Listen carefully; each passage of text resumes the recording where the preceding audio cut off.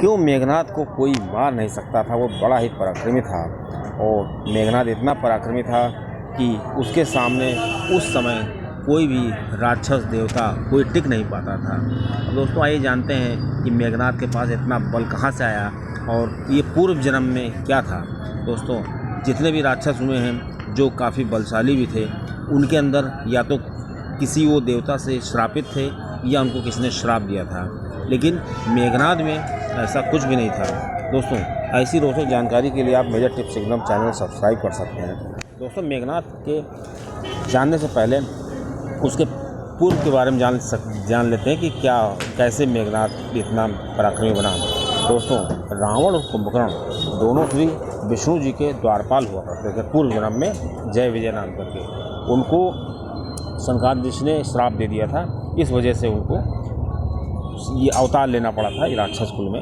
और उसके बाद जब रावण का पुत्र हुआ तो रावण चाहता था कि मेरा ख़ानदान हमेशा हमेशा के लिए इतना बलवान हो जाए कि पूरी पृथ्वी पर मेरा राज्य चले हमेशा के लिए और कोई उसमें अड़ंगा न डाल सके। इसलिए रावण ने ऐसी व्यवस्था कर दी थी कि जब भी उसके पुत्र का जन्म हो तो सभी ग्रह उसके अनुकूल हों, और उसने ऐसा किया भी। जब मेघनाद का जन्म हुआ तो रावण ने सभी देवताओं को अपने वश में कर उसकी कुंडली के 11वें घर पे रखा, लेकिन जो शनि जी थे वो रावण की चाल समझते थे।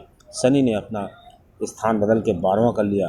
बस दोस्तों यही मेघनाद की जीवन का टर्निंग पॉइंट था।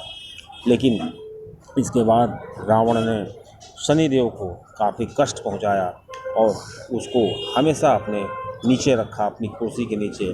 दोस्तों अब कभी भी आप रावण को देखते होंगे तो उसके नीचे जो बैठा होता है वो शनिदेव है, और शनिदेव को श्री हनुमान जी ने मुक्त कराया था। अब दोस्तों रावण के पुत्र का जन्म हो गया मेघनाद। जब उसका जन्म हुआ तो बादलों की तरह गरजा था, इसलिए उसका नाम मेघनाद पड़ा था।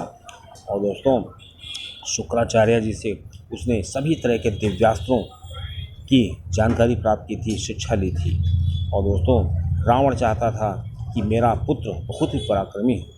और दोस्तों जो रावण था उसने अपने पुत्र के लिए ऐसी व्यवस्था कर दी थी कि दुनिया की कोई भी शक्ति वो चाहता तो उसको वो हथिया सकता था।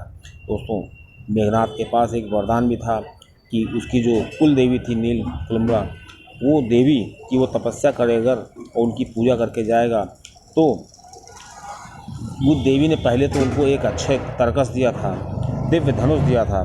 और दोस्तों कहा जाता है कि वो अच्छे तरकस और दिव्य धनुष ऐसे थे कि उनके आगे दुनिया का कोई भी राक्षस, कोई भी देवता टिक नहीं सकता था। दोस्तों यहाँ तक कि श्री विष्णु जी और श्री शिव जी भी उसको मार नहीं सकते थे, ऐसा दोस्तों माना जाता है। और दोस्तों श्री शुक्राचार्य जी के सानिध्य में रह के उसने ब्रह्मा जी से ब्रह्मास्त्र और श्री शिव जी से पशुपाश अस्त्र और श्री नारायण जी से नारायणास्त्र हासिल किया था। और दोस्तों इन तीनों अस्त्र को रखने के बाद वो दुनिया का सबसे बड़ा ऐसा योद्धा बन गया था कि उसके आगे कोई भी योद्धा टिक नहीं पाता था। दोस्तों इसीलिए उसे अति महारथी की उपाधि प्राप्त हुई थी। दोस्तों इसके बाद भी वो शिव जी की तपस्या कर रहा था। एक बार रावण गया शुक्राचार्य जी के पास अपने पुत्र से मिलने के लिए, तो उसने देखा कि उसका पुत्र जो है तपस्या कर रहा है। तो रावण ने जब उसके पूछा शुक्राचार्य जी से, तो शुक्राचार्य जी ने कहा ये मौन व्रत किए हुए है, जब तक इसकी तपस्या पूरी नहीं हो जाती तब तक ये अपना मौन व्रत नहीं तोड़ेगा। और दोस्तों उसके बाद श्री शिव जी ने उसको दर्शन दिए और श्री शिव जी से उसने सभी तरह के अस्त्र शस्त्र और सिद्धियाँ प्राप्त कर ली थी।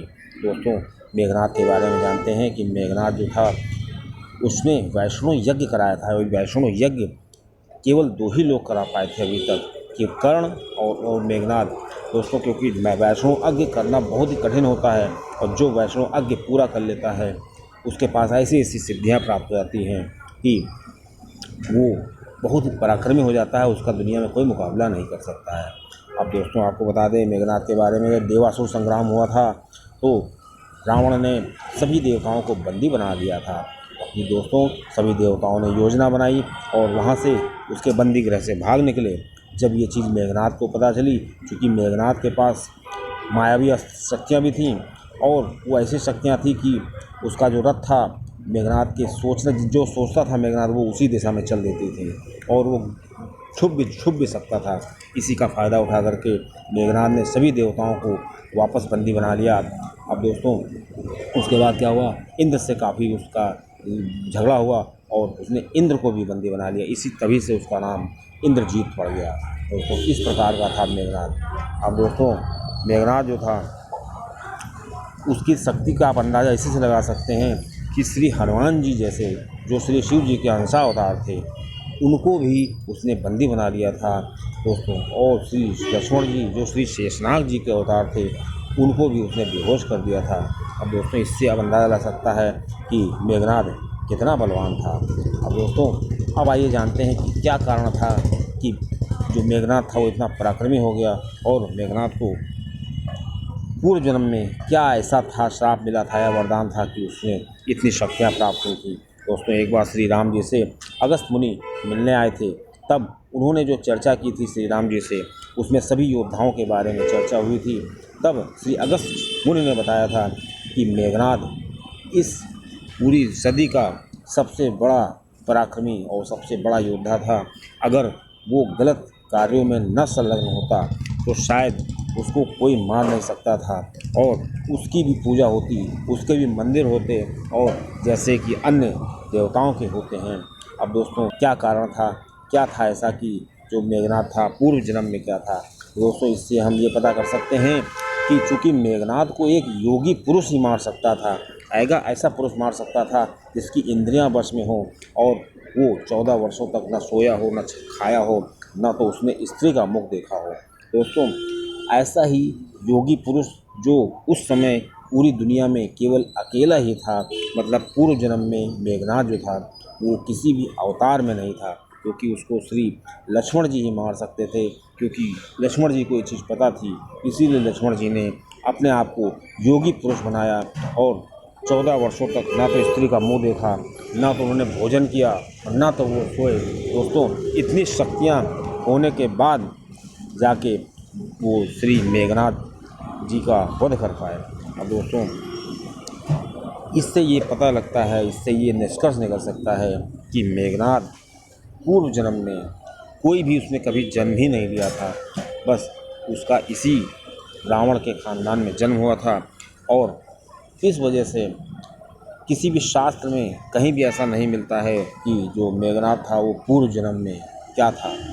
इसलिए इससे निष्कर्ष निकलता है कि मेघनाद एक ऐसा योगी पुरुष था जिसके समान ना तो कोई हुआ था और ना तो कोई होगा, और वो एक योगी पुरुष ही था जो उसको मार सकता था, क्योंकि जो उन सभी दिव्य शक्तियों से परे होता है।